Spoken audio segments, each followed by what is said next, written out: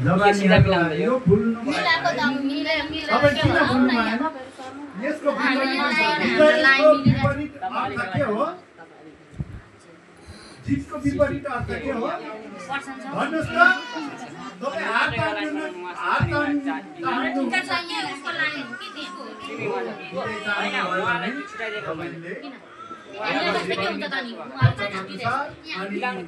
युवाहरूले पनि सुन्नुहोस् आफ्नो जीवनमा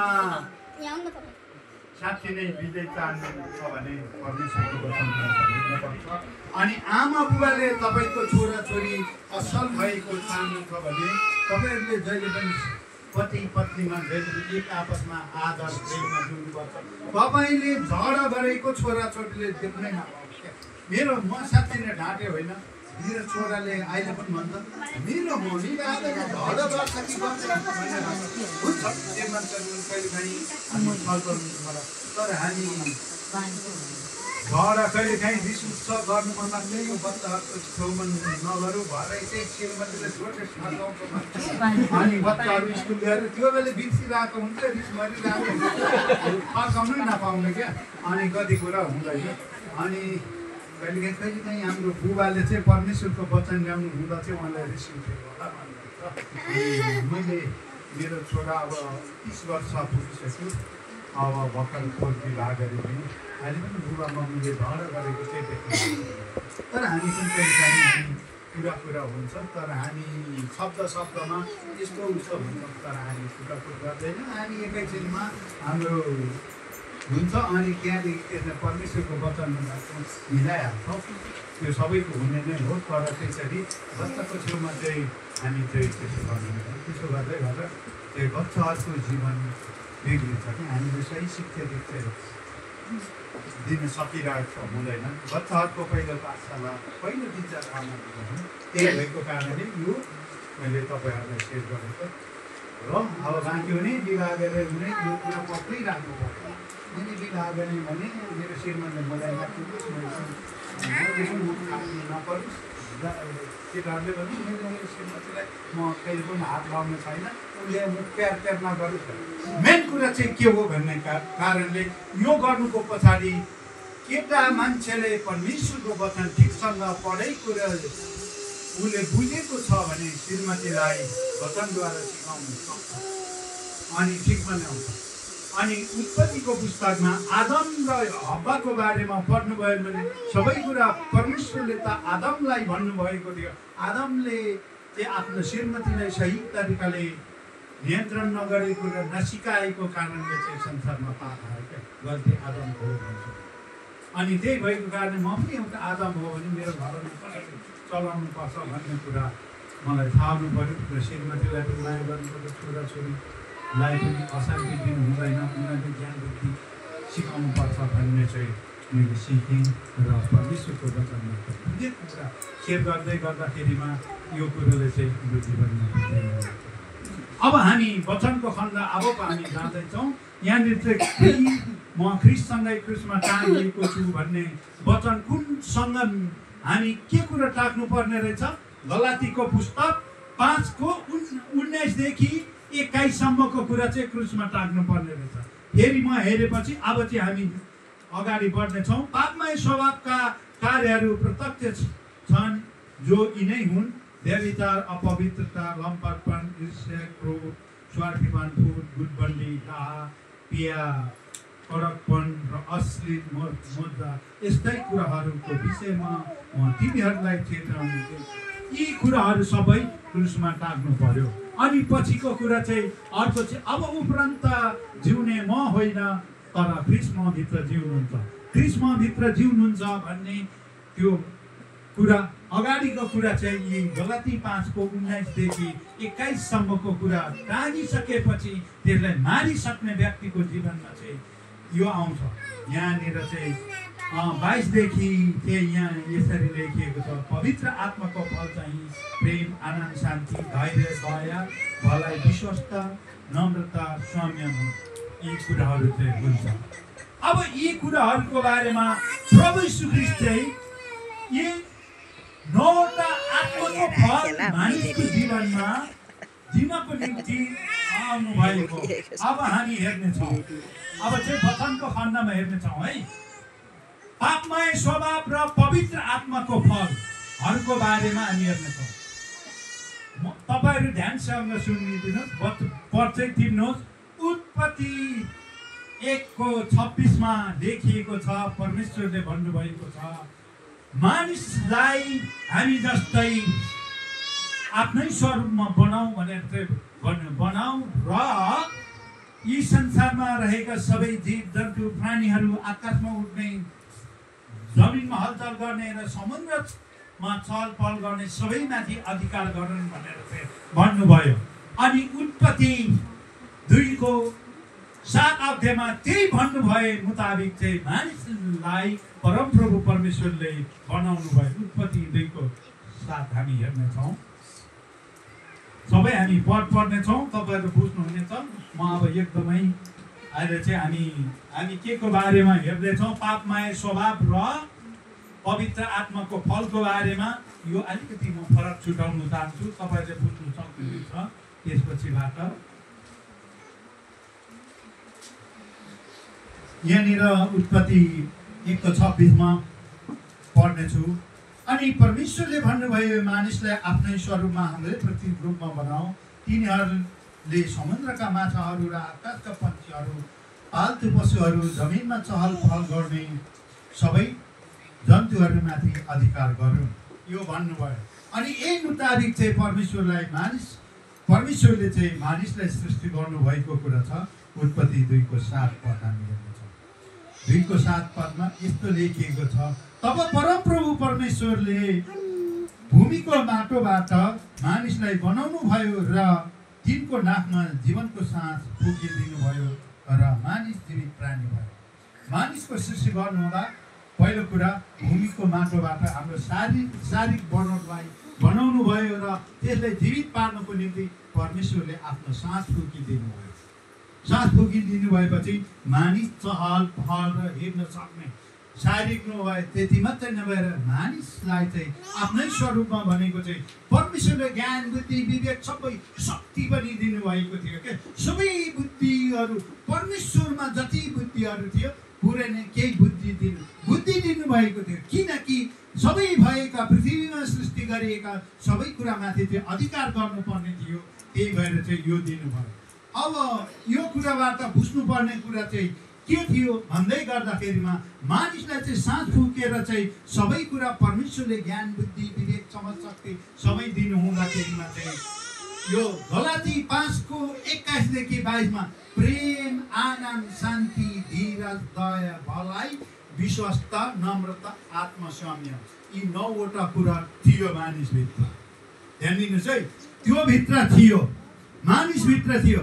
फेरि गलाती 5:19-21 भित्रको कुरा कुनै पनि थिएन। व्यभिचारको भित्र लडाइँ झै झगडा, दुष्टता र गुटबन्दी, यी कुराहरू केही पनि मानिसभित्र थिएन क्या। त्यो बेला परमेश्वरले सृष्टि गर्नु हुँदा यी कुरा थिएन। बुझ्नु भयो नि के थियो? आत्माको 9वटा फल परमेश्वरले दिनुभएको थियो। यो जो चाहिँ पापमय स्वभाव चाहिँ त्यो बेला मानिसको जीवनमा थिएन। ध्यान दिनुभयो? सुन्दै हुनुहुन्छ? बुझ्नु भयो नि? अनि त्यो पापमय स्वभाव चाहिँ अब कहाँबाट प्रवेश गर्यो भन्दै गर्दा अब जानेछौँ। त्यसपछिबाट बल्ल मात्रै वचन बुझिन्छ। अनि त्यसपछिबाट मानिसलाई सृष्टि गर्नुभयो। परमप्रभु परमेश्वरले लानुभयो अदनको एउटा पूर्वतिरको अदनमा एउटा अदनको बगैँचा बनाउनु भयो। त्यो अदनको अर्थ हो सुखचैन। सुखचैन भनेको चाहिँ सबै कुराको चाहिँ सुव्यवस्थित क्या, सबै कुराको चाहिँ सुव्यवस्थित, शान्तिको ठाउँ, आनन्दको ठाउँ, त्यो ठाउँ हो। त्यो ठाउँमा लगेर मानिसलाई राख्नुभयो। अनि आदमलाई भन्नुभयो तिमीले सबै यो बगैँचाको बिचमा भएको रुखको फल खान सक्छौ, तर यहाँ चाहिँ असल र खराबको ज्ञान दिने रुखको फल तिमीले खान हुँदैन, जुन दिन त खान्छस् मर्नेछस् भनेर चाहिँ चेतावनी दिनुभएको थियो। हामीले चाहिँ हेऱ्यौँ भने त्यसरी नै पछि आएर चाहिँ आदमको करनबाट स्त्रीलाई बनाउनु भयो अनि दुईजनामा सँगै राख्नुभयो। उनीहरू एकजना मिलेर चाहिँ बसेका कुरा देखिन्छ। त्यो कुराले विवाहको कुरा जनाउँछ। पुरुष एक्लै बाँच्नु उचित रहेनछ, उसको सहयोगी चाहिने रहेछ भनेर परमेश्वरले जान्नुभएको कारणले आज प्रभुलाई विश्वास गर्नेले पनि विवाह गरिन्छ, नगर्नेले पनि विवाह गरिरहेको हुन्छ। विवाह चाहिँ त्यहाँबाट सुरु भयो। त्यसपछिबाट चाहिँ उत्पत्ति 3 अध्यायमा गयो भने के देखिन्छ भने अनि सर्प चाहिँ एक दिन आयो भन्छ। त्यो सर्पभित्र चाहिँ पतन भएका स्वर्गदूत चाहिँ जसलाई लुसिफर र त्यसको सेनाहरू भनिन्छ, त्यसमा 100%मा 33% चाहिँ स्वर्गबाट चाहिँ फ्यालिएका थिए। त्यसले चाहिँ सर्पभित्र पसेर चाहिँ स्त्रीलाई प्रश्न सोधेका छन्, के यी सबै रुखको फलहरूमध्ये कोही खान मिल्छ भनेर भन्दै काट्दाखेरि स्त्रीले भन्छन् सबै रुखको फल हामी खान सक्छौँ, यो असर र खराबको ज्ञान दिने रुखको फल खानु हुँदैन, यदि हामीले खायौँ भने मर्नेछौँ भनेर चाहिँ परमप्रभु परमेश्वरले चाहिँ चेतावनी दिनुभएको छ। भन्दाखेरिमा चाहिँ त्यो सर्पले चाहिँ यसरी भनेका छन्, थेट लाटी मेरै शब्दमा है, बाइबलमा चाहिँ छैन। परमप्रभु जान्नुहुन्छ तिमीले यो रुखको फल खायो भने त परमेश्वर जस्तै हुनेछ भनेर चाहिँ उक्साइदियो। अनि स्त्री लोभियो। अनि यो के भने हामीले यो कुरा बुझ्नुपर्ने हुन्छ, अलरेडी परमेश्वरले मानिसलाई आफ्नै स्वरूपमा परमेश्वर जस्तै थियो। अनि त्यहाँदेखि चाहिँ परमेश्वरको आज्ञा उल्लङ्घन गर्यो र त्यो रुखको फल खानुपर्ने रहेछ भनेर आफूले टिपेर खायो। अनि पतिलाई पनि दियो। जुन रुखको फल खाएपछि चाहिँ मानिसको जीवनमा चाहिँ पाप माया स्वभावहरू प्रवेश गरेका। बुझ्नुभयो नि? संसारमा जति पनि हामी विश्वासीहरूको तपाईँले पतिसँग लडाइँ झगडा पिउने सबै छिमेकीसँग लडाइँ गर्ने कुरा गरिरहेको कुरा यो कहाँबाट आयो भने पाप माया स्वभावबाट, त्यो पतन भएका लुसिफरबाट आएको, जसलाई हामी शैतानले भन्छौँ, शैतानले ल्याएका कुरा हो।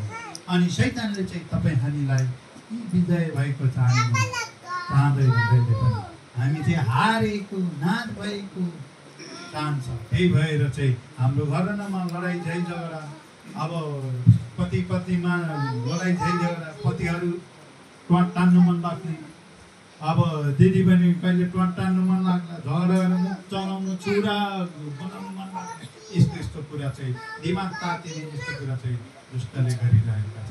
अनि पापमय स्वभाव चाहिँ कहाँबाट आएछ? आत्माको फल कहाँबाट आएछ? परमेश्वरले आफ्नो सास फुक्दाखेरिमा चाहिँ उत्पत्ति 2 अध्यायमा भनिएको सास फुक्दा आत्माको फल दिनुभएको थियो भने पापमय स्वभाव चाहिँ दुष्ट लुसिफरले चाहिँ सर्पभित्रबाट बोल्दाखेरिमा चाहिँ आदम र हव्वाले आज्ञा उल्लङ्घन गरेर चाहिँ मानिसको जीवनमा प्रवेश गरेको। अब हामीले चाहिँ क्रिस्चियन हुनु, हामी चाहिँ क्रिस्चियन हुनु, हामी विश्वास गर्नुको कारण हामी गर्छौँ। अनि येशू ख्रीष्ट चाहिँ किन आउनु भयो? यो कुरा फेरि तपाईँको विचारमा येशू ख्रीष्ट किन आउनु भयो? ध्यान दिनुहोस्। येशू ख्रीष्ट आउनुको मुख्य कारण चाहिँ जब परमप्रभु परमेश्वरले चाहिँ मानिसलाई आफ्नै स्वरूपमा बनाउनु भनेको चाहिँ के हो भने मानिसलाई चाहिँ आफ्नै सन्तान जस्तै बनाउनु भयो, आफ्नै सन्तानको रूपमा बनाउनु भएको। अब कति कुरा चाहिँ हामी देख्छौँ नि, हाम्रो छोरा छोरीहरू जन्मिन्छ, कसको अनुहारमा मिल्छ? आमासँग मिल्छ, बुबासँग मिल्छ, स्वरूप छ नि, छ कि छैन? छ। परमेश्वरले आफ्नो आत्मा दिँदा, मानिसलाई आफ्नो आत्मा दिँदा त्यही हामी परमेश्वरको सन्तान जस्तै। त्यही भएको कारणले तपाईँ हामीले बुझ्नुपर्ने कुरा दुवै पक्षबाट। एउटा संसारमा मानिस हेर्नु त, आकाशमा एउटा प्लेनले कति मान्छे बोक्छ? 600-700जना, 400-500जना मान्छे त्यो त्यहाँ हालेर आकाशमा उडाउने काम गर्छ। अनि समुद्रमा गुड्ने पानी जमिन मुनि के छ भन्ने कुरा सबै पत्ता लगाउने मानिसहरू, चन्द्रमामा मङ्गल ग्रहमा पुग्ने मानिस नै हुन्। त्यस्तो बुद्धिजीवी छ। कसरी बुद्धिजीवी भयो? परमेश्वरले आफ्नै स्वरूपमा बनाउनु भएको, उहाँले बनाउनु भएको सबै ज्ञान बुद्धि दिनुभएको छ। अनि यही मानिस चाहिँ मान्छे काट्ने, मार्ने, सबै दुष्ट काम गर्ने कसरी भयो? दुष्ट शैतानले चलाएको हुनाले मानिसको त्यस्तो हो। अनि येशू ख्रीष्ट आउनुको मुख्य कारण चाहिँ हामीलाई चाहिँ एउटा चाहिँ जब आदम र हव्वाले पाप गरेको भएर मानिसको जीवनमा चाहिँ मृत्यु आयो त्यहाँ त जीवन दिन आएर अर्को कुरा चाहिँ हामी गलाती 5को 9 कुरा चाहिँ आत्माको फल मलाई विश्वास गरोस् र उत्पत्तिमा दिएको कुरा फेरि पनि प्राप्त गरोस् भन्ने हेतुले चाहिँ येशू ख्रीष्ट आउनुभएको। त्यसो हो भने हामी कसलाई विश्वास गरिरहेका छौँ? कसलाई विश्वास गरेका छौँ? येशूलाई हो कि होइन? हो नि। अनि हामी को हौँ त? क्रिस्चियन हो कि होइन? हो, क्रिस्चियन। क्रिस्चियन हो भने हामीसँग आत्माको फल हुनु पर्यो नि। प्रेम, आनन्द, शान्ति, धीरज, दया, भलाइ, विश्वस्त, नम्रता, आत्मसंयम। यी 9वटा तपाईँले कण्ठ गर्नु।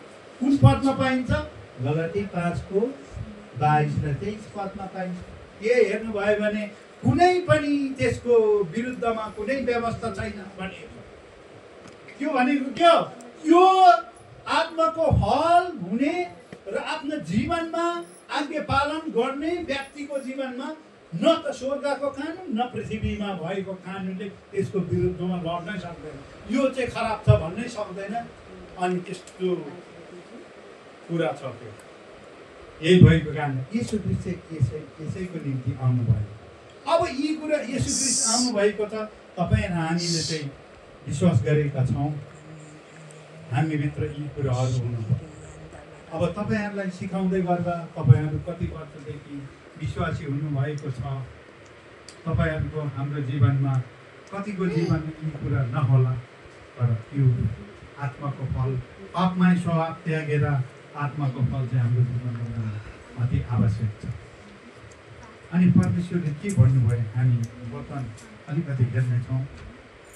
हामी व्यवस्थाको पुस्तक 30को 19 परमेश्वरले जहिले पनि हाम्रो भलाइ चाहनुहुन्छ। हेर्दैछु है,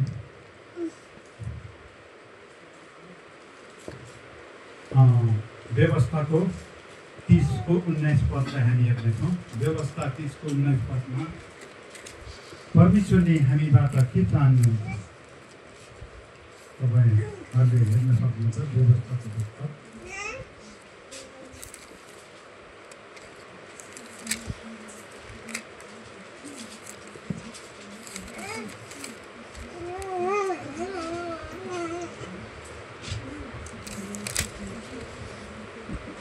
30को 19 पदमा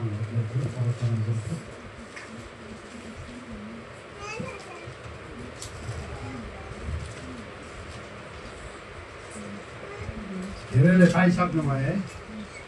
मैले यहाँ पढाउँदै 30को 19 म पढेँ है। 30को 19 कतिजना पढौँ? तपाईँले सुन्नुहोस् है। परमेश्वरले तपाईँ हामी मानिससँग के अपेक्षा गर्नु भएको छ र हामी कस्तो भएको चाहनुहुन्छ त्यो हामी हेर्नेछौँ। आज म स्वर्ग र पृथ्वीलाई तिमीहरूका विरुद्धमा साक्षी राख्छु कि मैले तिमीहरूको अघि जीवन र मृत्यु, आशिष र श्राप राखेको छु। अब जीवन नै रोजा ताकि तिमीहरू र तिमीहरूका बालबच्चालाई दिनुहोस्। के बुझ्नु? परमप्रभु परमेश्वरले स्वर्ग अनि पृथ्वीलाई साँची राखेर चाहिँ हामीसँग यी कुरा राखिदिनु भएको छ।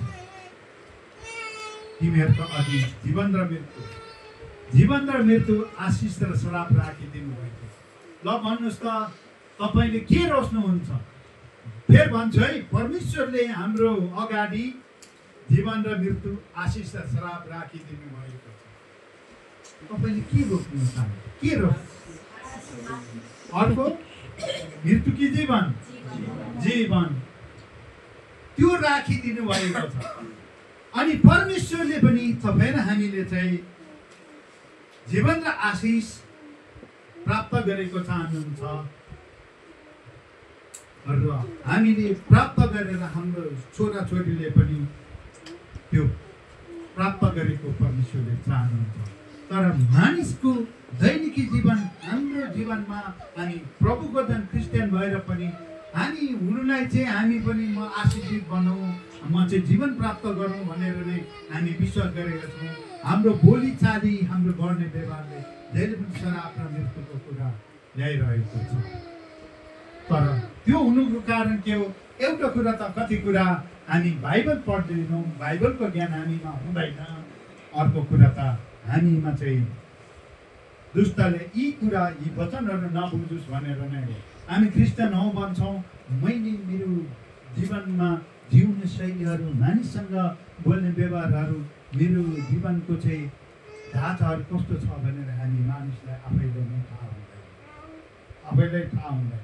त्यो थाहा पाउनुको निम्ति के गर्नु पर्यो भनेपछि जब यहाँ वचन प्रचार गर्ने, त्यसलाई पढ्न नआउने ध्यानसँग सुन्ने, पढ्न आउनेले बाइबल पढ्ने र बाइबलको हरेक कुरा लेखिएकोलाई होसियारी साथ पढ्ने अनि यही अनुसार जिउनु खोज्नुपर्छ। अनि प्रभु यीशु ख्रीष्ट चाहिँ यसैको निम्ति आउनुभएको हो। हामी परमेश्वरले आफ्नै स्वरूपमा संसारका सबै मानिसलाई बनाउनु भयो र सबै मानिसलाई बनाउनु भएपछि अनि पछि पाप आयो। पापले चाहिँ मानिसको जीवनमा पापमय स्वभावहरू ल्यायो र मृत्यु आयो। अनि प्रभु यीशु ख्रीष्टले चाहिँ जीवन दिनलाई अनि आशिष दिनलाई र त्यो जीवन र आशिष प्राप्त गर्नेको जीवनमा चाहिँ प्रेम, आनन्द, शान्ति, धीरज, दया, भलाइ, विश्वासता अनि नम्रता, आत्मसंयम, यी 9 कुरा अवश्य नै हुन्छ। प्रेम भनेको के हो? हामी एक आपसमा छिमेकी आफ्नो सबैसँग चाहिँ समान व्यवहार गर्नु। आनन्द त्यो गरिसके हाम्रो जीवनमा जति पनि चिन्ता फिक्री हरेक कुरा हुन्छ, हामी जहिले पनि त्यो चिन्ता फिक्रीले पनि हल्लाउनु नसकिने। म यो संसारको मानिस होइन, परमेश्वरको चुन्नुभएको व्यक्ति हो। म यो संसार प्रकृतिमा छु। यी चिन्ता फिक्री र अभाव खाँचो समस्याले पनि हामीलाई हल्लाउन नसक्ने एकदमै आनन्दको जीवन जिउनु यस्तो। अनि शान्ति, अनि हाम्रो जीवनमा शान्ति, कुनै कुराले चाहिँ एकदमै शान्ति। हामी अहिले नै मर्नु परेको भए पनि हामी हाँस्ने एकदमै, किनकि हामी संसारमा रहँदा हामी एक दिन मर्नु नै पर्ने हो भने मैले चाहिँ अब मलाई बनाउनु नै परमेश्वरमा विश्वास गरेको छु, म एक दिन उहाँको घरमा जानेछु भनेर चाहिँ हामी विश्वास गरेको मान्छेको जीवनमा शान्ति, आनन्द, धीरज, दया, भलाइ, अनि सहनशीलता। संसारको जिउने जीवन एकदमै गाह्रो छ। हरेक कुरा अभाव खाँचो अनि समाजको दमन शोषण हेलचेक्राइ हरेक परिस्थिति अवस्था छ। यस्तो अवस्थामा हामी चाहिँ धैर्य धारण गर्ने, सहने अनि परमेश्वरलाई पुकारा गर्ने यस्तो हुन्छ। जब हामीमा प्रेम छ भने दया पनि छ। दयाको कुरा, दया भनेको के हो? जसको जीवनमा परमेश्वरले प्रेम गरेको दयाले चाहिँ के भन्छ? अरूको दुःख अभावमा चाहिँ साथ सहयोग दिने मन हुन्छ दया हुने। जसको दया छैन, दुःख पाएको गरे उसकै नि के काम गरेर बेकारमा भन्ने खालको दया हुने मान्छेले चाहिँ अरूको दुःखमा सहायता गर्नु भन्ने खालको। अनि भलाइ, अनि यस्तो दया भलाइ भनेको अरूलाई सहायता। अनि अर्को विश्वास, विश्वास त परमेश्वरमा विश्वास गर्ने र आफ्नो विश्वासीको जीवन स्वभावहरू चाहिँ कस्तो? परमेश्वरले मन पर्ने खालको आफ्नो आनी बानी स्वभाव हुने त्यो जनाउँछ। यी कुरा चाहिँ प्रभु यीशु ख्रीष्टले चाहिँ यी कुरा दिनको निम्ति आउनु पर्यो। यो कुरा तपाईँले हामीले बुझ्नुपर्ने। यो वचन पढ्दै गर्दाखेरिमा तपाईँहरूको जीवनमा छ कि छैन? अझै तपाईँको व्यक्तिगत जीवनमा मैले भनिसकेँ, यी कुराहरू तपाईँले बुझ्नुपर्ने। अनि प्रभु यीशु ख्रीष्ट चाहिँ एक दिनको निम्ति आउनुभएको हो। अर्को कुरा, हामी मानिस हौँ, हामी प्रभुमा विश्वास गर्ने व्यक्तिहरू हौँ, हामी क्रिस्चियन हौँ। क्रिस्चियन हौँ भने हामीमा चाहिँ यो अटोमेटिकली आउने होइन। हामी चाहिँ प्रयास गर्नुपर्छ। हाम्रो हाम्रो जीवनशैली चाहिँ एकदमै बनाउनै पर्छ। खराब आचरणलाई त्याग्दै यीशुको चरित्र गुणलाई धारणा गर्दै अघि बढ्नु पर्ने हुन्छ। म अहिले झगडा गर्ने बानी छ भने आजदेखि म छोड्छु। अरूले के झनक्कै रिस उठ्छ, अरू चाहिँ बोलिदिन्छ। कसैले खाने बानी छ भने छोड्दै जाने हो। यसरी गरिसकेपछि अर्को कुरा ध्यान दिनुपर्ने कुरा चाहिँ हामीमा चाहिँ एउटा प्रभुको जनले ध्यान दिनुपर्ने कुरा चाहिँ हामी क्रिस्चियन हुँदै गर्दा सबैले चिनेको छ नि। चिन्दै गर्दाखेरिमा चाहिँ संसारले देख्दाखेरिमा चाहिँ हाम्रो सबै सभ्य हाम्रो सबै चालचलन व्यवहार चाहिँ संसारले अलग तरिकाले लिएको। एउटा कुरा, म एउटा क्रिस्चियन हुँ, म काहीँ मेरो लुगा लाउने मेरो घरको बारेमा मैले भन्नुपर्दा म क्रिस्चियन भएको कारणले मेरो घरमा राम्रो लुगा नहोला, तर मैले मेरो लुगा जहिले पनि धुनुपर्छ, सफा गरेर चाहिँ मान्छेको छेउमा सफा लुगा लाउनु पर्छ। मेरो घरमा मैले गर्दै गर्दा एउटा क्रिस्चियन भनेको एउटा पवित्र जीवन जिउने भएको कारणले हाम्रो घरमा पनि सरसफाइ सबै राख्नुपर्ने हुन्छ। अनि मान्छेसँग व्यवहार गरेर ठठाडै शब्द बोल्ने होइन, हामी जतिकै जसुकै होस् न, हामी चाहिँ एकदमै नम्र भएर कुरा गर्ने व्यक्ति, अरूलाई आदर गर्नुपर्ने व्यक्ति हुनुपर्छ। अनि यसरी गर्दै गर्दाखेरिमा हाम्रो घरको हामी पुरानै लुगा धोएर सफा भएर हामी नुहाएर हामी यो कुराले के गर्छ भने सफा लुगा लाउने व्यक्तिलाई आफ्नो शारीरिकमा पनि एउटा स्वास्थ्य हुन्छ भने, घर सफा गर्ने व्यक्ति ढिङ्गा भत्किँदैन, आफ्नो स्वास्थ्यलाई फाइदा हुन्छ भने अरू मान्छेले यो चाहिँ फोहोरी यस्तो उस्तो हामीलाई भन्दैन। जब एउटा क्रिस्चियन भनेको चाहिँ हाम्रो मुखबाट यीशुको चरित्रहरू देखाउने व्यक्तिको मुखबाट फोहोर कुराहरू निस्किँदैन भने हामीले चाहिँ हाम्रो शारीरिक जीवनमा चाहिँ जिउन शैलीमा चाहिँ पनि हामी एकदमै सफा हुनुपर्छ। हाम्रो बच्चालाई पुरानै लुगा धोएर चाहिँ सफा गरेर चाहिँ हेर्नु सिँगान आयो भने त्योबाट अनि घरतिर पनि सफा। यो हाम्रो क्रिस्चियनको चाहिँ यो शारीरिक जीवन आत्मिक जीवनमा दुवैमा यो गर्नुपर्ने हुन्छ। यसरी गर्दै गर्दा यी संसारमा हामीलाई दमन खिचोबिचो गर्ने मान्छेले हामी हेप्न सक्दैन। जब हामी नै फोहोरी हुन्छौँ भने मसँग एउटा कुरा, मसँग चाहिँ म एकदमै धनी व्यक्ति होला नि, पैसा मसँग टन्न छ भने सबै कुरो म चाहिँ झुम्रे लुगा लाएँ भने यो धनी व्यक्ति यस्तो हो भने कसैले भन्छ भन्दैन। खाते आएछ अनि हामी त नि परमेश्वरमा विजय पाएको मान्छे, हामी परमेश्वरमा विश्वास गरेको मान्छे, परमेश्वरले हामीलाई धनी व्यक्ति बनाउनु चाहनुहुन्छ, बुद्धिजीवी व्यक्ति बनाउनु भएको छ। सबै मानिसबाट हामी समान आदर पाउने व्यक्ति भएको परमेश्वरले चाहन्छ। उहाँले आफ्नो शक्ति समानता दिनुहुन्छ। त्यो बेला चाहिँ हाम्रो जीवनको जिउने शैली लुम्रे धाम्रेर हामी फोहोरी र बोल्ने शब्द पनि राम्रो नबोल्ने हामी चाहिँ छाडा बोल्छौँ भने हामीमा शक्ति भएको मान्छेले हामीमा भएको परमेश्वरले दिनुभएको कुराहरू देख्न नसकेपछि हामी कसले हामी कोबाट समान पाउँदैन हो। त्यही भएको कारणले हामी सबैलाई आफ्नो जीवनमा चाहिँ जिउने शैलीमा पनि हामी एकदमै सभ्य हुनुपर्छ। यसरी जिउनुपर्छ। यसरी जियौँ भने कसैले हेर्न सक्दैन। हामी फोहोरी हुनु हुँदैन। बोल्ने कुरामा घरमा जिउने अवस्थामा हामी सबै सफा सुग्घर मान्छेले देख्दा पनि हो हाम्रो के नहोस् न, मान्छेले हेर्न सफा यो त फलाग्ने रहेछ भनेर हामीले तुरुन्तै हेर्न पनि सक्छ। यस्तो गर्दै गर्दा मान्छेमा जस्तो हाम्रो सोच विचार राख्छौँ त्यही कुरा चाहिँ परमेश्वरले त्यही गर्नुहुन्छ। एउटा कुरा म बच्चैदेखि कस्तो खालको भनेपछि बच्चैदेखि नमिठो खाना भनेको म बच्चैदेखि मन नपर्ने क्या। नमिठो खाना भनेपछि नखाने, म एकदमै मिठो नै खोज्ने, खालि सब्जी पनि मसला हालेको अलिक मिठो। बच्चैदेखि त्यो नमिठो भएपछि नखाने के। मेरो घरमा चाहिँ मैले चाहिँ हामीले मेरो बुबा आमा त सानैमा मरेको, बुबाले चाहिँ म मऱ्यो भने तैँले गल्लीको गुड चाख्छस् भन्थ्यो। अनि त्यो मिठो खोज्नाले अहिले आइसकेपछि नि सानैदेखि मेरो चाहना मैले अहिले पनि मिठै खान्छु, म खाइरहेकै छु। मेरो सोच नै थियो। अनि अलिकति राम्रै लाउनु खोज्ने क्या बच्चादेखि अहिले पनि म राम्रै लाइरहेको छु। ममा प्रशस्त भइरह्यो भने त्यो लाउने र खाने ममा जुटेकै छ भने मेरो सोच नै थियो।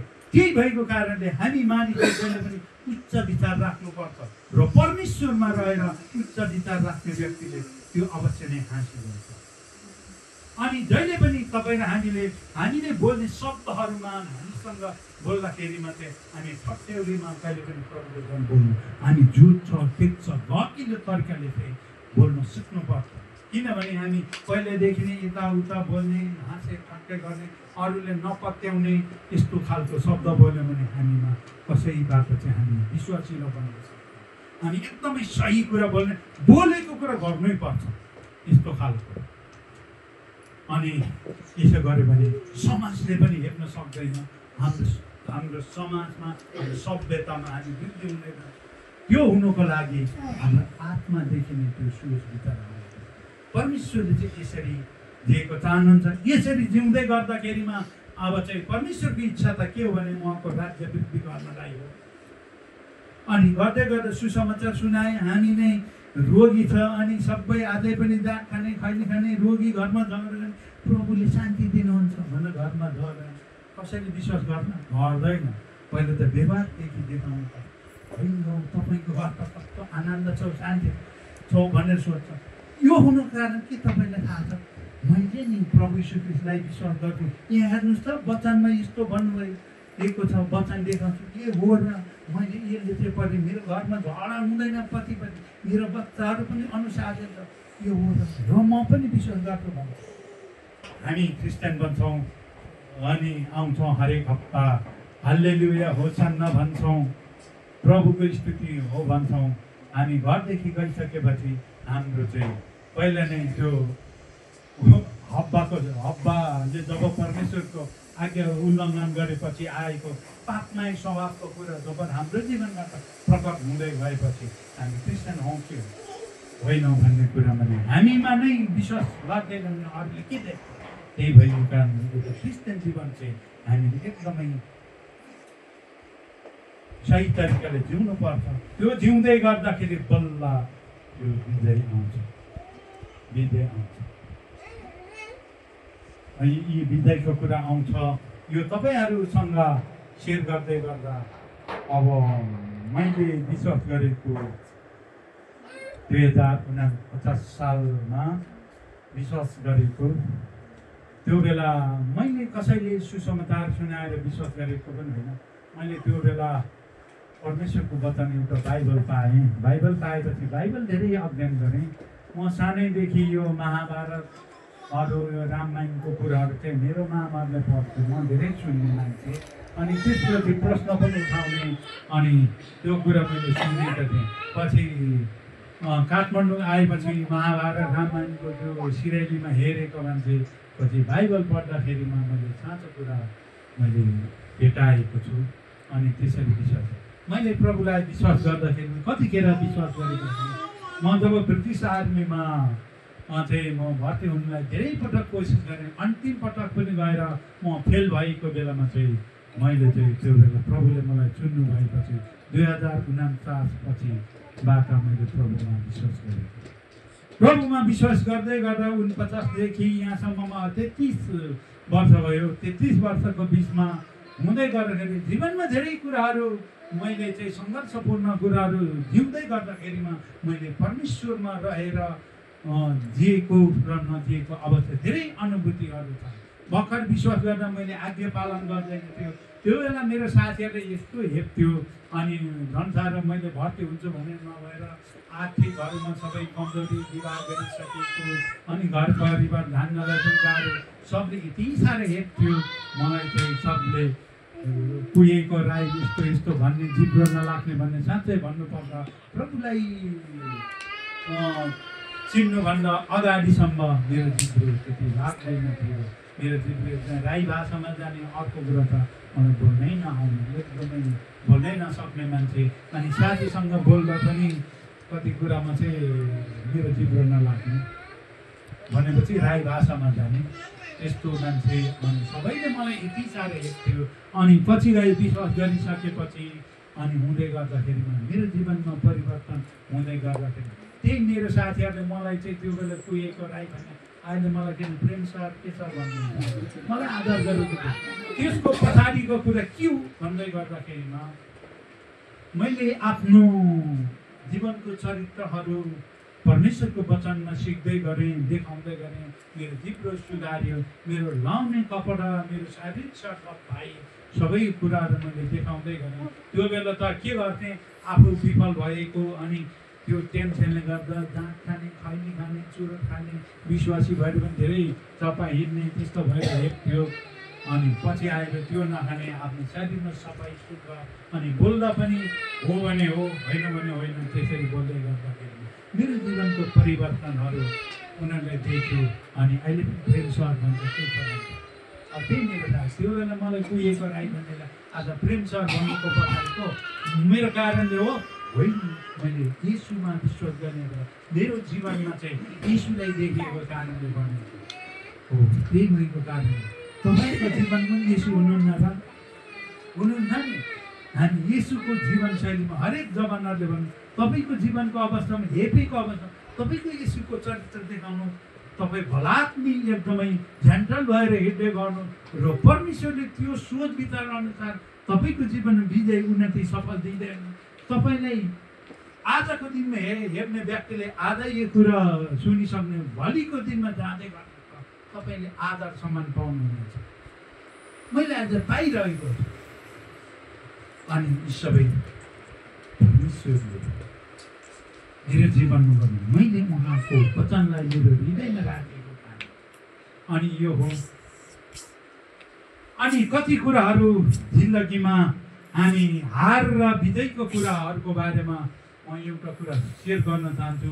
हामी हरेक प्रभुको जनहरूको जीवनमा हामी चाहिँ सफलता उन्नति गर्न चाहन्छौँ, तर कोसिस चाहिँ हामी मानवले आफ्नै तरिकाले गर्न चाहन्छौँ कि आफ्नो ज्ञान बुद्धि प्रयोग गरेर गर्न चाहन्छौँ।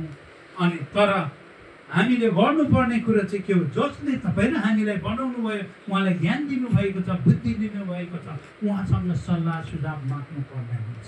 तर हामी नमागिकन हामी आफ्नै शैलीमा चाहिँ हामी उन्नति गर्न चाहन्छौँ, सफलता गर्न चाहन्छौँ। त्यसै लाग्यौँ भने हाम्रो जीवनमा परमेश्वरले कहिले पनि आशिष दिनुहुन्छ। मेरो जीवनमा यो घटना घटेको छ। अब भनिसकेपछि 2057 बाइबल स्कुल पढेँ। अनि 58-59 म सेवकाई गरेँ। सेवकाई गर्दाखेरिमा फेरि पनि मेरो जीवनमा मलाई चाहिँ पैसा कमाउने एक किसिमको लालच आयो। पैसा कमाउनै पर्छ, नकमाउनु भनेको होइन, कमाउनु पर्छ। तर कसरी कमाउनु पर्छ, कसरी मेहनत गर्नुपर्ने कुरा मैले परमेश्वरले सोध्नुपर्ने, त्यो कुरा परमेश्वरलाई सोधिनँ। अनि हेरेँ पैसा कमाउने। अनि त्यसपछिबाट म अब प्लानिङ बनाएँ। सेवकाई गर्दै गर्दा अब म विदेश जान्छु। विदेश गएपछि 3-4 वर्ष विदेश गएपछि अलिक पैसा कमाउँछु, कमाएर आएर फेरि सेवा गर्छु भन्ने खालको एउटा प्लानिङ बनाएँ। त्यसपछिबाट 2059 साल फागुन 7 गते प्रजातन्त्र दिवस होइन, त्यो दिनको दिन म नेपालबाट दुबईको चाहिँ गएँ। दुबईको रोजगारीमा गएँ। गइसकेर त्यहाँ मैले लगभग 13 वर्ष काम गरेर फर्किएको मान्छे। 13 वर्ष काम गरेँ। विदेश गइसक्दाखेरि नेपालमा हुँदा मैले सेवाकाई पनि गर्थेँ। काम गरेर मैले कति कमाएँ? 18,000 महिनामा। 59 सालमा मैले 18,000सम्म पैसा कमाएँ। 18,000 भनेको अहिलेको समयमा धेरै पैसा हो। अनि त्यहाँदेखि अनि मलाई चाहिँ विदेशमा त्योभन्दा पनि धेरै कमाउने, छोराछोरी बढ्दै गयो। अनि शिक्षा दीक्षा दिनुपर्छ, अनि सेवाकाईबाट पैसा आउँदैन भनेर यसरी प्रभुबाट म भागेर जब विदेश गइसकेपछि दुबईको मेरो तलब कति थियो? 10,000 थियो। 10,000 सुक्खामा मैले 4,000 खान्थेँ, 6,000 बचाउँथेँ। त्यस्तो अवस्थामा घरमा काठमाडौँमा छोराछोरी श्रीमती त्यो हुँदै गर्दाखेरिमा ऋण पर्यो। ऋण हुँदै गर्दाखेरिमा 2013 र मैले 2016मा मैले ऋण छिनाएँ। मैले पछि हुँदै गर्दा ऋण कति परेको थियो तपाईँलाई थाहा छ? 25 लाख ऋण बनाउनु थियो। 25 लाख ऋण के भयो? त्यो बेलाको समयमा फाइनेन्समा लियो, एक फाइनेन्स तिर्न सकेन। अनि यताउता ग्यास स्यास हुँदा 25 लाख ऋण भएको थियो। 2016मा मैले तिरिसकेँ। त्यो 2016मा मैले ऋण त तिरेँ, तर 20को समयमा चाहिँ मैले परमेश्वरको आज्ञा उल्लङ्घन गरेको मेरो जीवनमा कुनै पनि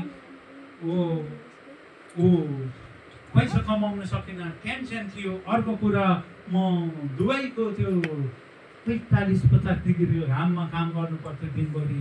अनि मेरो मनमा घरमा श्रीमती छोराछोरीको याद आउँथ्यो। घर आउँ भने साउले किरकिर गर्ने, नेपाल आउँ भने अनि श्रीमती छोराछोरीसँग त हुन्थ्यो, पैसा हुँदैन, साउले गिरगिर गर्ने टेन्सन। विदेश बस्नु भने श्रीमती छोराछोरीको यादले सताउनु। यस्तो सङ्घर्षपूर्ण जीवनहरू थिए। त्यो अवस्थामा कति कुराहरू परमेश्वरसँग मैले धेरै कुरा माग्थेँ। प्रभुले धैर्य गरेर प्रेम म सबै कुरा दिन्छु परमेश्वरले भन्नुहुन्थ्यो। अनि म आशा गर्थेँ यो सालमा प्रभुले पुरा गर्नुहुन्छ, यो सालमा गर्नु त पाउँदिन थिएँ। अनि नपाएपछि म नास्तिक पनि बनेको 2 वर्ष म कुनै पनि संसारमा अब कुनै परमेश्वर छैन म बाइबल स्कुल पढ्ने यसरी नै तपाईँहरू जस्तै त्यो बेलामा मान्छेलाई सिकाउनु त्यो विश्वास परमेश्वरले मसँग बाइबल स्कुल पढ्दा त्योभन्दा अगाडिको बारेमा म किन भर्ती भइन भन्ने कुराको बारेमा परमेश्वरले प्रत्यक्ष बोल्नुभएको उहाँमा विश्वास गरेको मान्छे त्यस्तो मान्छेले अनि पछि गएर म एउटा नास्तिक बन्नु भनेको कत्रो कुरा हो।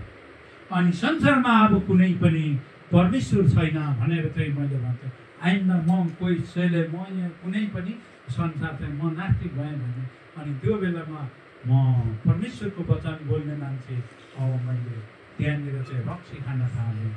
रक्सी खाँदै गर्दा अझै मलाई थाहा छ संसारमा सबैभन्दा रक्सी चाहिँ हुस्की रम सोच्छ भनेको दुबईमा हो 15-20 रुपियाँमा 1 बोतल हुस्की रम आउँछ। यहाँनिर कति पर्छ त्यसलाई चाहिँ त्यही उहाँ 20 रुपियाँ पर्नेलाई यहाँ 3036 पर्छ।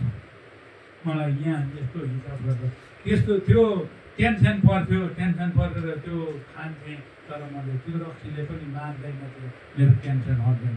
म मर्छु भन्थेँ मर्न सक्दिनँ थिएँ तर एउटै कुरा मान्छेले जति पनि मेहनत गरिन्छ परमेश्वरभन्दा बाहिर गएर बल गरिन्छ मान्छेको जीवनमा कहिले पनि उन्नति सफलता।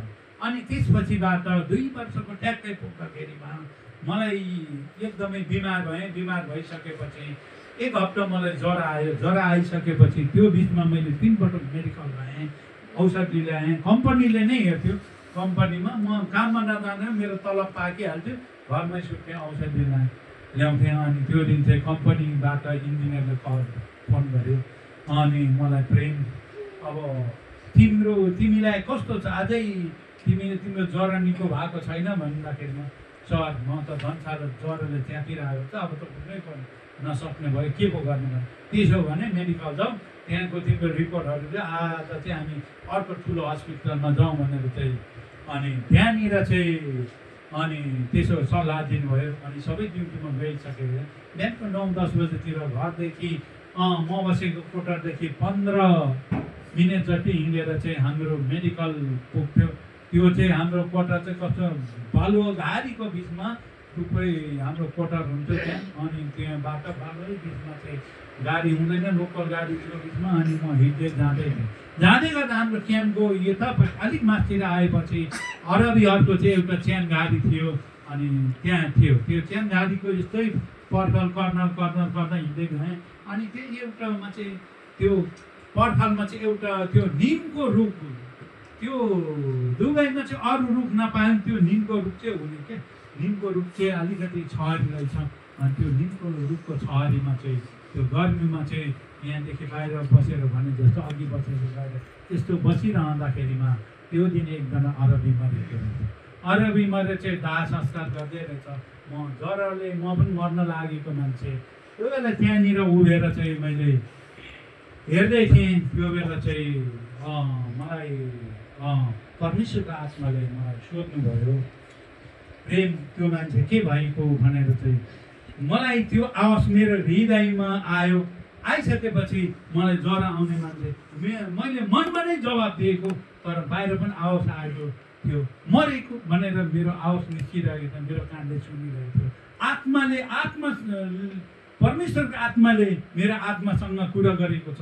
मैले बोल्दाखेरिमा चाहिँ मेरो मुखबाट शब्द निस्किएको थियो अनि मैले सुने कोही मान्छेले के भन्नु हो जस्तो तर वरिपरि गएपछि एकछिनपछि फेरि पनि परमेश्वरको आत्माले मलाई सोध्नुभयो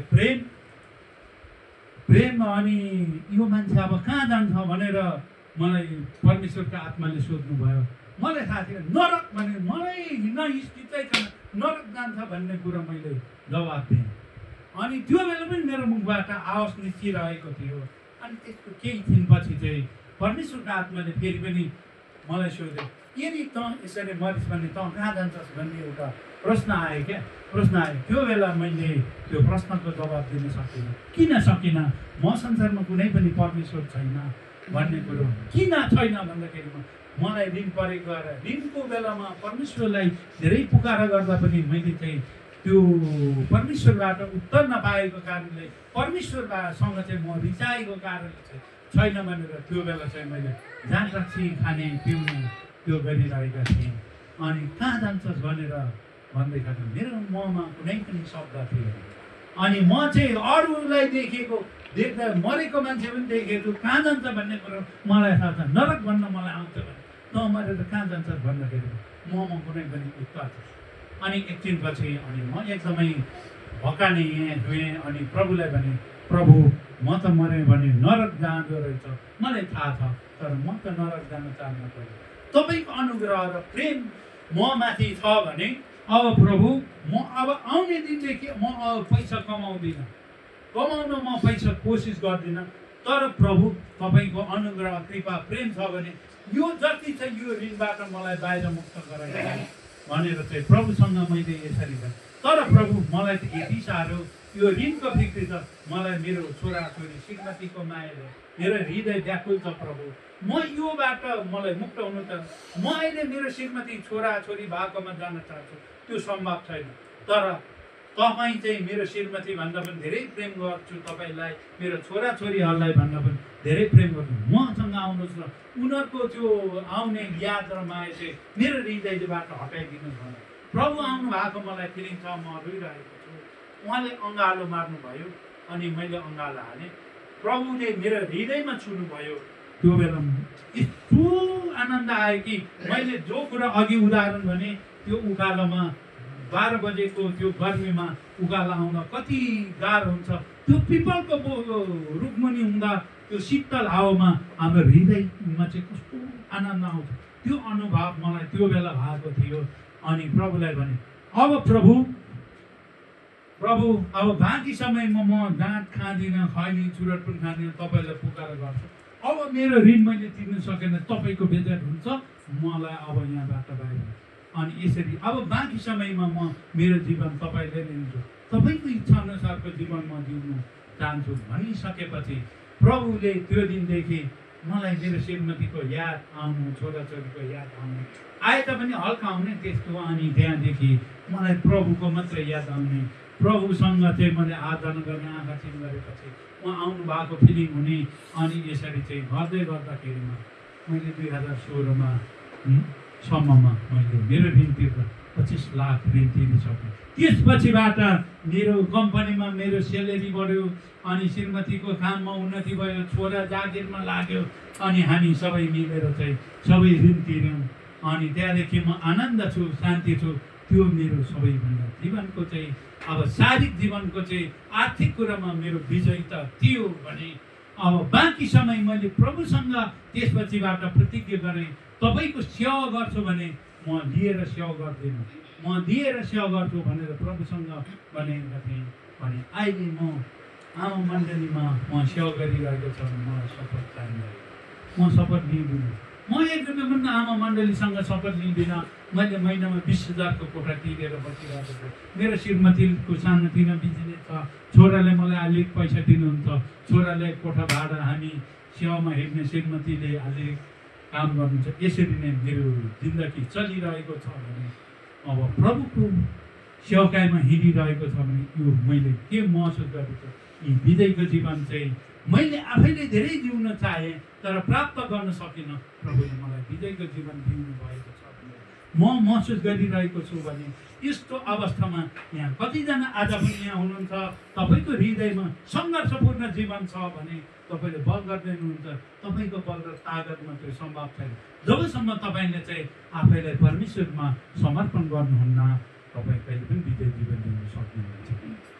तपाईँ रोगग्रस्त छ भने तपाईँले चाहिँ के कुराले तपाईँले रोगमा पुर्याएको छ त्यो कुरा छोड्नुपर्छ, परमेश्वरमा समर्पण गर। जतिजनाको चाहिँ ऋण पान्छ भने तपाईँले परमेश्वरमा राख्नुहोस् र आफ्नो खराब बानीहरू चाहिँ त्याग्नु पर्दैन हुन्छ। मैले दाँत खान त्यागेँ, खैनी खान त्यागेँ, व्यायाममा खर्च गर्न त्यागेँ। म एकदमै काममा त निरन्तर म लाग्दैन। त्यसपछिबाट मेरो तलब बढ्यो अनि मैले धेरै नै पैसा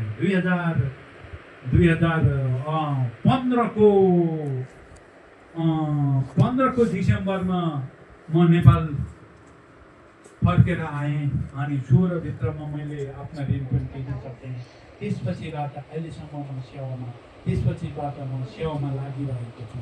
जब मेरो ऋण तिरिसकेपछि सेवामा लागिरहँदै गर्दा जहाँ पनि जान्छु मेरो उत्साहको कुरा के हो, मानिसको जीवनमा हामी सबैले धनी हुन चाहन्छ, हामी मान सम्मान प्राप्त गर्न चाहन्छौँ, मेहनत गर्छौँ, परिश्रम गर्छौँ, तर जसले हामीलाई बनाउनु भएको छ त्यो परमेश्वरलाई आदर गरेर उहाँको इच्छा अनुसार जिउँछु भन्ने कुरा उहाँसँग कहिले पनि हामी सुझाव सल्लाह कहिले पनि माग्छौँ। यो यसरी जिउँदाखेरिमा तपाईँ हामीले चाहिँ जित होइन, हामी चाहिँ हारको जीवन जिउनु परेको छ। अनि त्यो बेला त म कतिपल्ट मर्न पनि चाहिएको, मलाई त के भन्छ मर्न चाहिँ आफै सुसाइड गरेर होइन, म चाहिँ कम्पनीमा काम गर्दै गर्दा मेरो एक्सिडेन्ट भयो भने मेरो चाहिँ त्यो के भन्छ नि कम्पनीले चाहिँ त्यो बेला मेरो घर आउनुलाई चाहिँ पैसा दिन्छ नि, कम्पनीले त्यो हुन्थ्यो त्यो कुरा दिन्छ र मेरो घरमा मेरो छोराछोरी श्रीमतीहरू चाहिँ त्यो ऋणबाट मुक्त हुन्छ, त्यस्तो सोच पनि राखेको छ। मैले तिर्नु नसक्ने कुराहरू होइन, 2012देखि 4 वर्षभित्रमा त्यो सबै कुराहरू पुरा भएको मैले गरेँ। जब 12तिर मैले प्रभुमा समर्पण गरेको 4 वर्षभित्रमा 25 लाख ऋण तिर्न सफल भएँ अहिले। अनि त्यसरी नै हो अहिले आएर अब बाँकी समयमा तपाईँहरूसँग कसरी पैसा सेभ गर्ने, अनि हामी सबै पैसाको मूल्य मान्यता के हो, हामी सबै कुरा विजय जीवन कसरी जिउनु पर्ने कुराहरू म तपाईँहरूसँग भोलिको दिनदेखि हाम्रो सेवा सङ्गतिमा हुनेछ। यो कुरा सेयर गर्दै गर्दा बाँकी जीवनमा तपाईँले विजय जीवन कसरी जिउने, पैसा कसरी कमाउने र हामी कसरी चाहिँ हामी चाहिँ अरूबाट आदर सम्मान प्राप्त गरिन्छ भन्ने कुरा नै मैले व्यवहारिक कुरा आत्मिक कुरा सबै कुरा तपाईँहरू समक्षमा सेयर गर्दै जानेछु। अनि तपाईँहरू भोलि पनि यसरी नै आउनुहुनेछ। तपाईँहरूले कतिजनाले आफ्नो यस्तो परिस्थितिबाट चाहिँ यो वचन सुन्दै गर्दा परमेश्वरमा आफ्नो मनमा तपाईँले विश्वास राख्नुहुनेछ र दिन प्रतिदिन तपाईँहरू त्यो अवस्थाबाट बाहिर आउनुहुनेछ। किन म यो भन्दैछु भने मैले जसरी परमेश्वरमा जब विश्वास गरेँ, मेरो सम्पूर्ण जीवन मैले समर्पित गरेँ र मैले चाहिँ अब आफ्नै खुसीले कमाउनु जो दिनुहुन्छ त्यसमा खुसी छु। म एक दिन मरेर जाने जीवनमा मलाई धेरै पैसा दिनुभयो भने तपाईँको राज्यको लागि काम गर्न तयार छु, गरिब चाहिँ नराख्नु, खाना लाउन दिनु। म यसरी परमेश्वरलाई भनेको थिएँ, तर परमेश्वरले मलाई धेरै कुरा दिनुभएको छ। म भनिहालेँ संसारको म सबैभन्दा धनी। अर्को कुरा त तपाईँले भनिहालेँ नि, तपाईँले सेयर गर्दै गर्दा मेरो अहिलेसम्म मैले मेरो जन्मथला छ, मैले आफ्नो घर मैले बनाएँ। घर बनाउन नसकेर होइन, घर बनाउन सक्छु काठमाडौँमा, तर मेरो आवश्यक छैन घर। मैले घर बनाएँ भने मेरो घरको सेवा गर्नुपर्छ। म काठमाडौँमा नै म घर बनाउन सक्ने मेरो प्रपर्टी छ। मेरो नढाँटी भन्दाखेरिमा काठमाडौँमा भित्र मेरो कति आना, मेरो 13 आना जग्गा छ, 3 ठाउँमा 5 आना 14 आना जग्गा छ, 5 आनाको। अब त्यो बेच्दाखेरि एउटा बेच्दा नै मेरो घर बन्छ भने मैले घर बनाएँ। घरको सफाइ गर्ने समयमा त घरलाई हेर्नुपर्छ, यहाँ क्याम्पमा आउनै सक्दिनँ। मेरो घर जहाँ जान्छु, जुन ठाउँमा म सेवा गर्दै जान्छु त्यही हो। मेरो प्रपर्टी छ, छोराको छ, मेरो श्रीमतीको नाममै छ। यसरी त्यसपछिबाट हामीले बाउ छोरा आमा मिलेर हामी धेरै कुरा छौँ। यसरी परमेश्वरले आशिष दिनुहुन्छ। यो आशिष दिनुहुन्छ विजयको जीवन भन्ने कुरा चाहिँ यो हो। मैले तपाईँहरूलाई सेयर गर्दै गर्दा ला यो त यसो गरेर फुर्ती गर्नु नभन, यो रेलिटी हो। परमेश्वरमा विश्वास गरेर विजय जीवन यो भनेपछि अब मैले चाहिँ यो यति भयो, अब मैले परमेश्वर आज मैले यी कुरा यी संसारिक सम्पत्ति त एक दिन म मरिहाल्छु होला, यो भएको सम्पत्ति कसले खान्छ मलाई नै थाहा छैन भने मैले त स्वर्गको सम्पत्तिको निम्ति कमाउनुपर्छ भन्ने मैले चाहिँ विश्वास गरेको कारण आज यो धनकुटाको यो आशिष निश्चित होइन, आशिष निधि मण्डलीमा पनि म आउनुको कारण के हो, म किन आएँ होला भन्दै गरेर तपाईँहरूलाई पनि परमेश्वरको वचन सेयर गरौँ। तपाईँहरू पनि यस्तो परिस्थितिबाट बाहिर आउनुहोस् र तपाईँहरूले सिक्नुभयो भने परमेश्वरसँगको सम्बन्धले अनन्तसम्म कनेक्सन छ। तपाईँको अनन्तमा उन्नति हुँदै गर्दा मेरो पनि उन्नति हो। म स्वर्गमा धनी हुन चाहने व्यक्ति भएको कारण यही हो। यसरी मैले विश्वास गरेको छु। त्यसै नै अब तपाईँहरू सबैजना उठ्नुहोस्। म अब तपाईँ यहाँभन्दा आजको हाम्रो सङ्गति जानु चाहिँ एकछिन उठ्नुहोस्। हामी छोटो प्रार्थना गरेर छोड्नेछौँ। भोलि पनि तपाईँहरू आउनुहोस्। आज हामी धेरै कुराहरू हामीले सिक्नु बाँकी छ।